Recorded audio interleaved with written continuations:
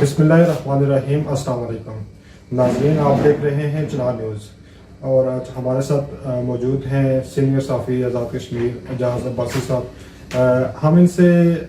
پوچھیں گے کہ گزشتہ روز وزیر اعظم فاروق حیدر خان صاحب نے ایک اسمبلی میں بیان دیا، بلکہ خطاب کیا اسمبلی سے، اور انہوں نے اس میں کہا کہ پیپلز پارٹی، مسلم لیگ نون اور مسلم کانفرنس نے آزاد کشمیر کے اندر رواداری کی سیاست کی. ان کا مقصد یہ تھا کہ آج کل مختلف لوگ جو ہیں وہ پی ٹی آئی کے اندر شامل ہو رہے ہیں، تو وہ لوٹا کریسی یا اس طرح کی جو پالیسیز ہیں وہ انہوں نے اس بات کو تنقید کا نشانہ بنایا. تو ہم ان سے پوچھیں گے کہ کیا جو فاروق حیدر صاحب نے بیان دیا، خود انہوں نے مسلم کانفرنس چھوڑی اور پھر ساتھ انہوں نے مسلم کانفرنس سے ہی افراد توڑ کے مسلم لیگ نون میں لائے تھے، جو بعد میں ممبران اسمبلی بنے اور نون لیگ کی حکومت بنی. کیا ان کا جو بیان ہے آپ اس کو آزاد کشمیر کے جو آئندہ انتخابات میں اس کانٹیکس میں کس طرح آپ اس پہ تبصرہ کرتے ہیں؟ بہت شکریہ جی چنار نیوز کا. فاروق حیدر صاحب کی یہ بات اپنی جگہ ٹھیک ہے کہ آزاد کشمیر میں ایک دور میں بڑی روادارانہ سیاست رہی ہے، اور یہ ایک دور تھا جس کو لوگ ایک دور میں مثالی قرار دیتے تھے. لیکن میرے خیال میں مجھے یاد پڑتا ہے کہ جب سے مسلم کانفرنس میں ماضی میں ٹوٹ پھوٹ شروع ہوئی، مسلم کانفرنس کاف اور مسلم کانفرنس سین بنی، تو وہاں سے رواداری کی سیاست جو آہستہ آہستہ ختم ہونا شروع ہوئی. اس کی ابتدا میری معلومات میں فاروق حیدر صاحب نے ہی کی تھی، اور میں نے فاروق حیدر صاحب کی کئی بار ایسی تقریریں سنی ہیں جن میں اس وقت انہوں نے سردار پیوم صاحب کے خلاف بہت سخت زبان استعمال کی تھی اور بلکہ توہین آمیز جملے بولے تھے. تو یہ بات ان کی ٹھیک ہے اپنے جہاں کہ روادارانہ سیاست ہونی چاہیے، لیکن یہ تالی ایک ہاتھ سے نہیں بجتی، تالی دونوں ہاتھوں سے بجتی ہے. اور روادارانہ سیاست آپ پہلے کر کے دوسروں کو دکھائیں گے تو اس کا جواب میں آپ کو کر سکتے ہیں کہ آپ کو رواداری کی سیاست ملے گی. ایک بات. دوسری بات یہ ہے کہ رواداری سیاست آزاد کشمیر میں اس دور میں تھی جب آزاد کشمیر میں نظریاتی سیاست قائم تھی. اب آزاد کشمیر میں نظریاتی سیاست کا دور دور تک کوئی بالکل آپ کو آثار اور قرائن نظر نہیں آتے. وہ ایک دور تھا جب لوگ سیاسی پارٹیوں کے ساتھ جڑے رہتے تھے اور نظریاتی پرچار تھا اور لوگوں کی تربیت ہوتی تھی سیاسی ورکوں کی. لیکن یہ سارا کام مسلم کانفرنس کی ٹوٹ پھوٹ کے بعد جب فاروق حیدر صاحب اور ان کے خود دوست ایک 70 سال ایک پرانی پارٹی میں رہنے کے بعد چھوڑ کر دوسری پارٹی میں شامل ہوئے، اور پھر گالم گلوچ اور ایک دوسرے کو تنقید کا نشانہ بنانا اور کریکٹر اساسینیشن اور اس طرح کی ساری چیزیں، تو ڈیفینیٹلی حالات اور وقت بدل گئے ہیں. تو میں نہیں سمجھتا کہ فاروق حیدر کے اس بیان کو آزاد کشمیر کے لوگوں میں اس الیکشن کے موقع پر کوئی زیادہ پذیرائی ملے گی. ہاں یہ بات ٹھیک ہے کہ پی ٹی آئی والوں کا طرز عمل تھوڑا سا زیادہ جارحانہ ہے، ان کو اس پر نظر ثانی کرنی چاہیے. لیکن پاکستان میں جو پی ٹی آئی ہے اس کے مقابلے میں جو آزاد کشمیر میں پی ٹی آئی ہے، میں سمجھتا ہوں کہ یہ نسبتاً تھوڑے زیادہ ٹھہراؤ والے اور زیادہ روادار لوگ ہیں. اللہ کرے یہ رواداری برقرار رہے اور آزاد کشمیر میں ماحول خراب ہونے سے بچ جائے تو زیادہ مناسب بات ہے. آپ اس وقت کیا دیکھ رہے ہیں جو آزاد کشمیر کے جو سیاسی حالات جا رہے ہیں؟ بیرسٹر سلطان محمود چودھری وہ ایک منجے ہوئے سیاستدان ہیں، ان کو کافی عرصہ ہو گیا ہے سیاست میں.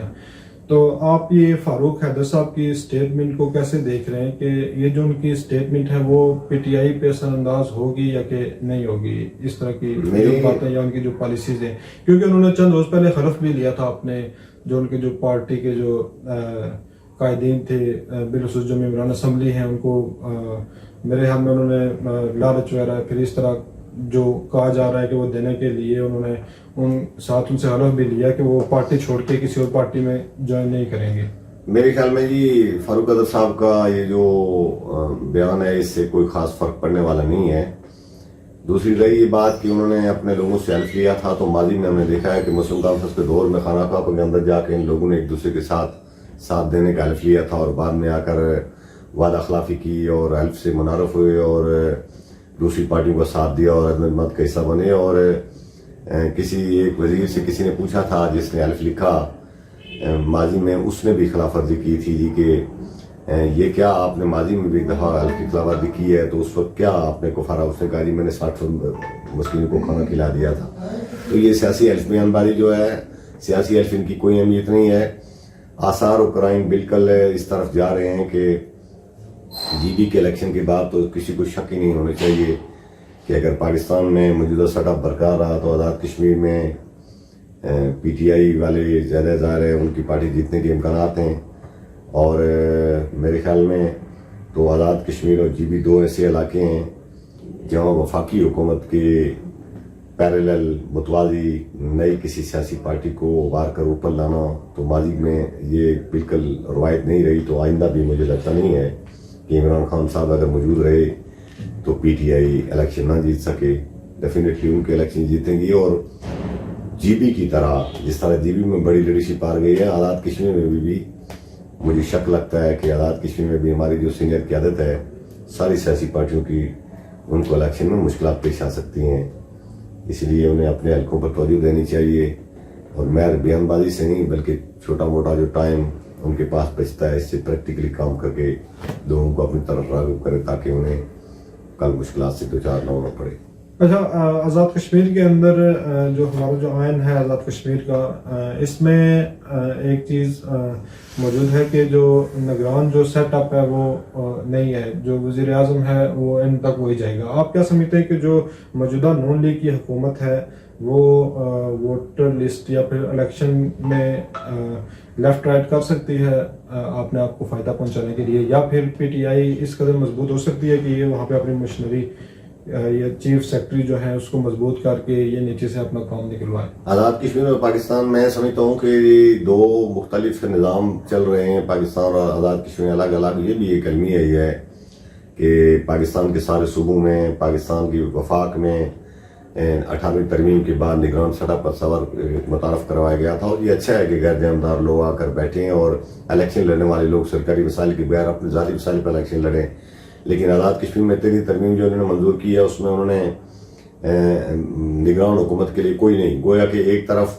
ایک سیاسی پارٹی اپنے وسائل پر الیکشن لڑے گی تو دوسری طرف ایک حکمران سیاسی پارٹی اس کے وزیر, مشیر, صدر, وزیر اعظم سارے لوگ سرکاری وسائل استعمال کر کمپین چلا رہے ہوں گے. لیکن یہ میرے خیال میں صرف بظاہر تو ہمیں یہ چیز نظر آتی ہے, لیکن آزاد کشمیر میں جو کہ انتظامی اختیارات سارے کے سارے چیف سیکرٹری اور آئی جی کے پاس ہوتے ہیں جو وفاق لینٹ افسران ہوتے ہیں, اور انتظامیہ پر کنٹرول ان لوگوں کا ہوتا ہے. تو اس لیے آزاد کشمیر میں نگران سیٹ اپ نہ ہونے کے باوجود اس بات کے امکانات شاید کم ہیں کہ آزاد کشمیر کا وزیر اعظم یا آزاد کشمیر کے وزراء سرکاری وسائل استعمال کرنے کے باوجود انتظامیہ پر اثر انداز نہیں ہو سکیں گے. اس لیے الیکشن زیادہ امکان یہی ہے اور توقع کی جانی چاہیے کہ شفاف ہوں گے, اور ان میں ڈیفینیٹلی ظاہر ہے کوئی نہ کوئی سیاسی پارٹی ظاہر ہے ہوگی. موجودہ سیاسی حکمران جو ہیں ان کو اپنی 5 سالہ کارکردگی لوگوں کے سامنے رکھنی پڑے گی, اور ان کی جو مخالف سیاسی پارٹیاں ہوں گی ان کو ظاہر ہے ان کے لوپ ہول تلاش کرنے ہوں گے اور اس سے ایک ایشوز پر لے جائیں گی, اور میرے خیال میں زیادہ حکومت اثر انداز نہیں ہو سکے گی. اچھا عباس صاحب, یہ پیپلز پارٹی کے گزشتہ ہفتے 2 اہم ان کی پارٹی کے لیڈر, ایک محمد مطلوب انقلابی اور سردار غلام صادق خان اس دار فانی سے کوچ کر گئے ہیں. تو آپ کیا کہہ رہے ہیں کہ پیپلز پارٹی کے لیے کس قدر مشکلات ہوں گی آئندہ الیکشن میں, کیونکہ یہ اگرچہ وننگ کینڈیڈیٹس تھے یا نہیں لیکن ان کا ایک خاص مقام تھا اور لوگوں کے اندر ان کا اچھا خاصا ایک جگہ تھی. آپ کو کیا کہنا ہے کہ بہت ہی جہاندیدہ لوگ تھے جی, بہت افسوس ہوا, اللہ تعالیٰ دونوں کو مغفرت فرمائے. غلام صادق صاحب تو ظاہر ہے اسپیکر بھی رہے ہیں اور انہوں نے اپنا ایک اچھا پیپل پارٹی کے لیے راستہ بنایا تھا ظاہر ہے ہجیرہ میں ویسے پیپل پارٹی ماضی میں بھی ہر دور مضبوط رہی ہے. البتہ مستقبل میں پیپل پارٹی کے لیے جو امید کی کرن تھی وہ مطلوب انقلابی تھے. انہوں نے نہ صرف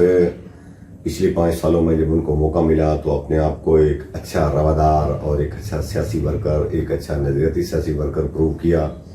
بلکہ دوسری جماعتوں میں بھی ان کی عزت و مقام انہوں نے بنا دیا تھا. میرا ذاتی خیال یہ تھا کہ آزاد کشمیر میں لطیف اکبر صاحب کے بعد مستقبل میں جب بھی کبھی پیپل پارٹی کی قیادت میں تبدیلی کی کوئی بات آئے گی تو مطلوب انقلابی اس کیلیبر کے سیاسی ورکر تھے کہ وہ ضرور ڈسکس ہوتے, اور پھر کبھی جا کر آگے وہ آزاد کشمیر کی کسی اعلیٰ عہدے پر بھی بیٹھنے کی آہستہ آہستہ ان کے اندر وہ تربیت انہوں نے اس طرف جا رہے تھے. تو ہمیں بہت دکھ ہوا. البتہ یہ پیپلز پارٹی والوں کے لیے بہت زیادہ یعنی ایک نقصان دہ بات ہے کہ ان کے پہ در پہ دو سیاسی بہت بڑے رہنما جو دونوں الیکٹیبل تھے, ہونے والے الیکشن میں ان دونوں کی بہت اہمیت تھی, لوگ ان کو ڈسکس کر رہے تھے, تو وہ دونوں حلقوں سے ان کا پیپل پارٹی کو خاصا نقصان ہو گیا. تو ایک طرف پیپل پارٹی کو نقصان ہوا اور دوسری طرف آزاد کشمیر کے لوگوں کو ان کا نقصان ہوا. بہت اچھے سیاسی لوگ تھے, اللہ تعالیٰ ان کی مغفرت کرے, اور ہماری دعا ہے کہ ان کے حلقوں میں ان کی کمی پوری کرنے کے لیے کوئی متبادل راستہ اللہ تعالیٰ کی طرف سے نکالا جانا چاہیے تاکہ وہ کمی پوری ہو. ناظرین ہمیں اجازت دیں, ہم اعجاز عباسی صاحب کے مشکور ہیں کہ انہوں نے اپنا قیمتی وقت ہمیں دیا. اللہ حافظ. Thank you.